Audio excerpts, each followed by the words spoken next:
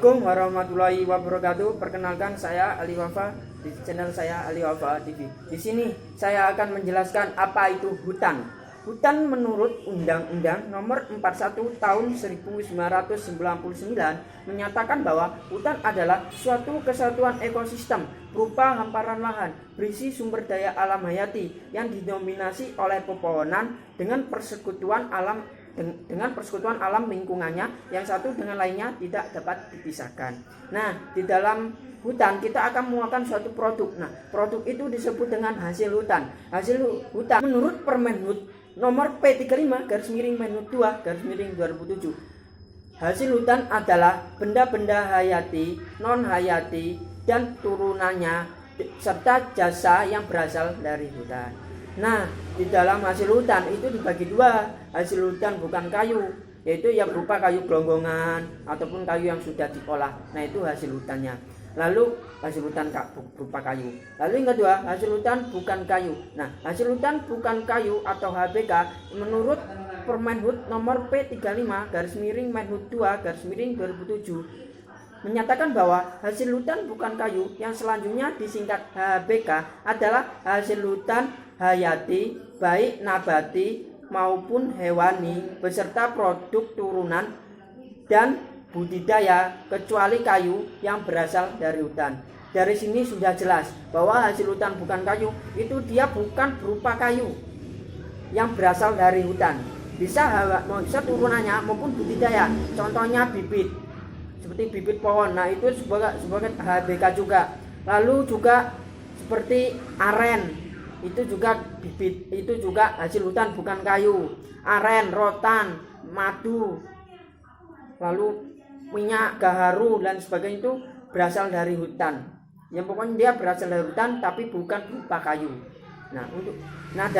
Menurut di dalam peraturan hutan tadi nomor P35/Menhub 2/2007 itu di situ sudah dijelaskan ada lampiran apa saja hasil hutan bukan kayunya, bisa berupa lemak ataupun dia karbohidrat maupun dia tanaman obat, bahkan bisa tanaman hias pun di situ sudah dijelaskan.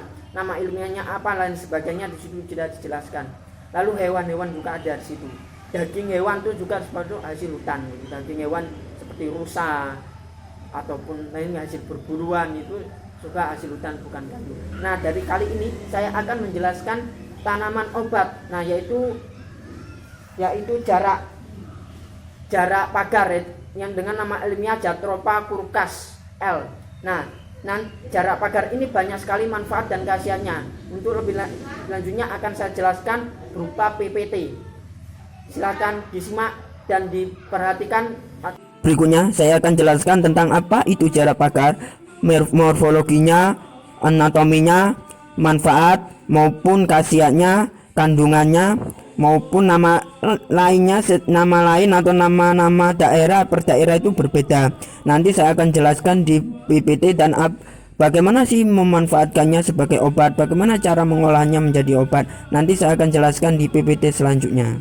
Selanjutnya saya akan menjelaskan nama-nama daerah tentang jarak pagar setiap berbeda. Contohnya di Aceh, Nawas, ada di Manado, Balens, ada di Timur, Damar Inde, ada di Minangkabau, Jirak dan lain-lain. Teman-teman bisa membaca di slide ini yang ada tulis. Berikutnya saya akan menjelaskan tentang kandungan jarak pagar. Kandungan jarak pagar menurut C122, jarak pagar mengandung senyawa antara lain. Nah, bijinya itu mengandung zat kimia, minyak jarak yang mengandung berbagai macam triacilida, asam polniliat, asam trisnoliat, asam oleat dan asam linileat. Lalu daunnya juga mengandung saponin, senyawa flavonoid antara lain koferon, nikotaflorin, karetin, astragalin, rinin dan vitamin C. Akar juga mengandung metatrans, 2-dekanan, 468 trineat dan 1 triadat dan sebagainya. Ekstrak kulit batang jarak juga banyak kandungannya, diantaranya saponin, silurin, tanin, glikosinin, alkanoin dan flavonoid. Getahnya juga mengandung tanin, saponin dan flavonoid. Selanjutnya yaitu taksonomi tanaman jarak pagar. Kingdomnya Plantae, subkingdom Triansobiota, subdivisi Spermatophyta, divisinya Magnalophyta, kelas Magnolopsida, subkelas Rhosidae, ordo Europiales, famili Euphorbia,ceae, genus Jatropha, spesiesnya Jatropha curcas L. Pertama, saya menjelaskan tentang morfologi tanaman jarak pagarnya. Pertama itu jarak pagar itu berbentuk semak besar dengan tinggi dasar mencapai lebih 5 meter. Lalu sistem percabangannya tidak teratur, batangnya berkayu, berbentuk silinder dan bergetah. Lalu kulit batangnya itu berwarna keabu-abuan. Apabila ditore, batang mengeluarkan getah seperti latek yang berwarna putih atau kekuning-kuningan. Daun jarak pagar cukup besar, panjang helai daun berkisar antara 6-16 cm dan lebar 5-5 cm. Helai daun berbentuk bulat, telur dengan pangkal berbentuk jantung, bersudut atau berlekut 3-5 cm dan tepi daun gundul antara 3,5-15 cm. Selanjutnya yaitu bunga dan buahnya. Nah, pertama kita bunga. Bunga jarak pagar itu muncul saat tanaman mulai berumur 3-4 bulan. Bunga tersusun pada mulai yang bercabang melebar berupa bunga-bunga tunggal. Panjang tangkai bunga antara 6-23 cm. Bunga kelopak berjumlah 5 helai, berbentuk bulat, telur dengan ukuran panjang 4 mm. Bunga berbentuk lonceng dengan mahkota bunga berjumlah 5 helai. Bunga terdiri atas bunga jantan dan bunga betina. Selanjutnya yaitu buah. Buah teratur dengan bentuk buah bulat atau bulat sekitar berukuran panjang 2-3 cm sesuai dengan gambar yang di atas itu. Buahnya bijinya itu berwarna coklat kalau sudah kematangan. Lalu buahnya itu pokoknya dia buah telanjang, 3 biji di dalamnya. Selanjutnya saya akan jelaskan itu tentang morfologinya akarnya. Tanaman jarak pagar mempunyai 3-5 akar tunggang. Saat biji berkecambah, muncul 3 helai akar yang selanjutnya berkembang menjadi akar tunggang adalah tanaman dewasa. Dari akar tunggang muncul akar lateral yang melebar ke samping dan rambut-rambut akar yang cukup banyak. Umumnya akar-akar muda terletak di bawah lingkaran kanopi terluar dari tanaman menurut Nukolis dan Samarsi tahun 2007. Selanjutnya saya akan menjelaskan tentang khasiat jarak pagar. Pertama itu fungsinya untuk obat koreng, fungi dan gatal. Jadi kalau kalian koreng bisa digunakan dengan getahnya. Lalu nanti mengobati luka dan pendarahan, obat sakit gigi berlubang, obat sariawan, mengobati batuk dan mengencerkan dahak, perut kembung dan masuk angin, mengobati susah BAB, menurunkan geotermal dan mengobati rematik. Yaitu tentang untuk bagaimana cara kita menggunakan jarak pagar sebagai obat koreng dan fungi dan gatal. Pertama, penyakit kulit seperti fungi dan gatal koreng cara mengobatinya dengan memanfaatkan daun dan minyak jarak. Carilah minyak jarak pagar asli, ada yang sudah dalam bentuk kemasan praktis. Lalu panaskan terlebih dahulu. Setelah itu celupkan kapas dan oleskan kapas tersebut di bagian kulit yang sakit. Ingat, minyak biji jarak tak boleh tertelan dikarenakan mengandung racun. Selanjutnya untuk obat luka dan pendarahan. Untuk mengobati luka ataupun pendarahan dengan menyiapkan 2 sendok teh minyak jarak pagar, 1/4 sendok teh belerang, sejari tangan ebonit secang atau cedana, 2 sendok makan vaselin. Semua bahan tersebut dipanaskan atau tumis sampai diaduk hingga merata.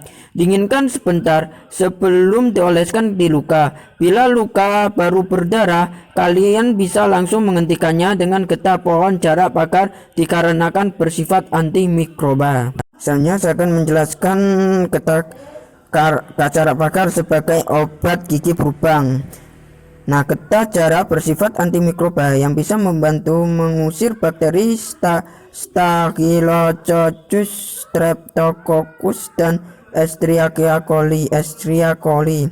Kandungan tersebut juga yang mampu untuk mengatasi sakit gigi, termasuk gigi berlubang. Ambillah getah jarak dengan kapas dan tempelkan di gigi yang sakit atau berlubang. Selanjutnya, saya akan menjelaskan bagaimana memanfaatkan cara bakar sebagai obat sariawan. Yang pertama, untuk mengobati sariawan, patahkan tangkai dari pohon jarak yang baru dipetik.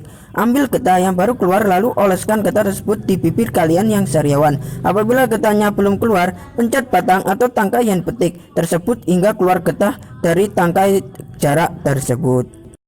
Selanjutnya, yaitu saya akan menjelaskan cara sebagai obat batuk dan mengencerkan dahak. Batuk dapat diobati dengan memakai daun jarak, baik batuk biasa ataupun batuk yang berdahak. Siapkan akar pohon jarak dan bersihkan, lalu direbus dengan air 7 gelas hingga mendidih. Air rebusan tersebut diminum di pagi dan sore hari. Ulangi hingga 3 kali rebusan, baru diganti dengan akar yang baru. Selanjutnya, saya akan menjelaskan tentang bagaimana cara bakar sebagai obat perut kembung dan masuk angin. Yang pertama, masuk angin atau perut kembung merupakan asterik terdapatnya gas yang berlebih dalam perut kalian. Untuk mengatasinya, ambillah beberapa lembar daun jarak bakar yang tua. Bersihkan dari debu, kemudian layukan di atas api.